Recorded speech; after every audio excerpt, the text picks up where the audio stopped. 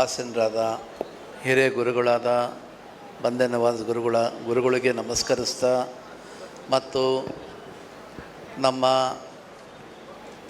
ಹಿರಿಯ ಸಚಿವರು ಮತ್ತು ಹಳೆ ಕಾಂಗ್ರೆಸ್ ನಾಯಕರು ಆದ ನಮ್ಮ ಬೋಸರಾಜ್ ಸಾಹೇಬ್ರೆ ಮತ್ತು ನಮ್ಮ MP ಸಾಹೇಬ್ರೆ ಮತ್ತು ಅಜರುದ್ದೀನ್ ಸಾಹೇಬ್ರೆ ಮತ್ತು ಎಲ್ಲ ಧರ್ಮದ ಹಿರಿಯ ಮುಖಂಡರೇ, ಅಣ್ಣ ತಮ್ಮಂದರೆ,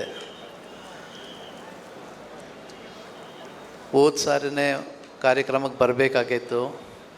ಗುರುಗಳು ಕರೆದಿದ್ದರು, ಆದರೆ ನಾನಾ ಕಾರಣದಿಂದ ಬರಲಿಕ್ಕಾಗಿಲ್ಲ.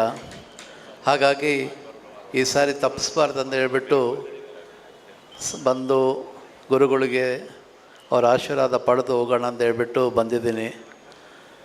ಇದು ದೊಡ್ಡ ಸಂಖ್ಯೆಯಲ್ಲಿ ಎಲ್ಲರೂ ಸೇರಿದಿರಿ. ಇನ್ನೊಂದು, ಇವತ್ತು ನಮ್ಮ ವಕ್ಫ್ ಬೋರ್ಡ್ ಅಧ್ಯಕ್ಷರಾಗಿ ಗುರುಗಳು ಆ ಸ್ಥಾನಕ್ಕೆ ಅವರು ಗ್ರಹಿಸ್ತಾರೆ. ಹಾಗೆ ಅವರು ಯಾವತ್ತು ಆ ಸ್ಥಾನಕ್ಕೆ ಕೂತ್ಕೊಂಡ್ರು,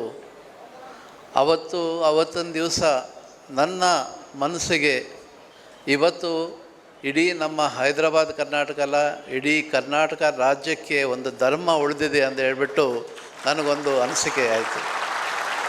ಹಾಗಿರೋದ್ರಿಂದ ಇವತ್ತು ಗುರುಗಳು ಇಡೀ ಇದೊಂದು ನಮ್ಮ ರಾಜ್ಯಕ್ಕೊಂದೇ ಅಲ್ಲ, ಇಡೀ ಡೆಕ್ಕನ್ ಕ್ಷೇತ್ರಕ್ಕೆ ಅವರು ಧರ್ಮದ ಗುರುಗಳು.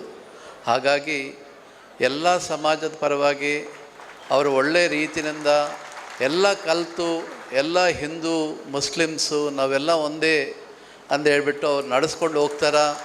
ಹಾಗಾಗಿ ಯಾವುದೂ ಭೇದ ಭಾವ ಇಲ್ದಂಗೆ ನನಗಂತೂ ಯಾವತ್ತು ಗುರುಗಳು ಆ ಸ್ಥಾನಕ್ಕೆ ಬಂದರೂ ಅವತ್ತು ನನಗೆ ಭಯ ಅನ್ನೋದು ಹೋಗ್ಬಿಡ್ತು.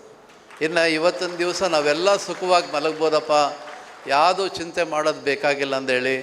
ಹಾಗಾಗಿ ಗುರುಗಳು ಆಶೀರ್ವಾದ ಪಡೆಯೋಣ ಅಂತ ಹೇಳ್ಬಿಟ್ಟು ನಾನು ಹೊಸಪೇಟೆಯಿಂದ ಮತ್ತೆ ಸಾಯಂಕಾಲ ಬಿಟ್ಟು ಗುರುಗಳ ಆಶೀರ್ವಾದ ತಗೊಂಡು ಮತ್ತೆ ವಾಪಸ್ ಹೋಗಲಿಕ್ಕೆ ನನಗೆ ಗುರುಗಳು ಮತ್ತು ನಮ್ಮ ಬೋಸರಾಜ್ ಸಾಹೇಬರು, ವೇದಿಕೆ ಮೇಲಿರೋ ಎಲ್ಲ ಹಿರಿಯ ಮುಖಂಡರು ತಾವೆಲ್ಲ ಅಪ್ಪಣೆ ಕೊಡಬೇಕು.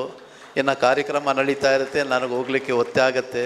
ದಯವಿಟ್ಟು ಥ್ಯಾಂಕ್ ಯು ಅಂತ ಹೇಳ್ತಾ ನನ್ನೊಂದು 2 ಮಾತನ್ನು ಮುಗಿಸ್ತೀನಿ.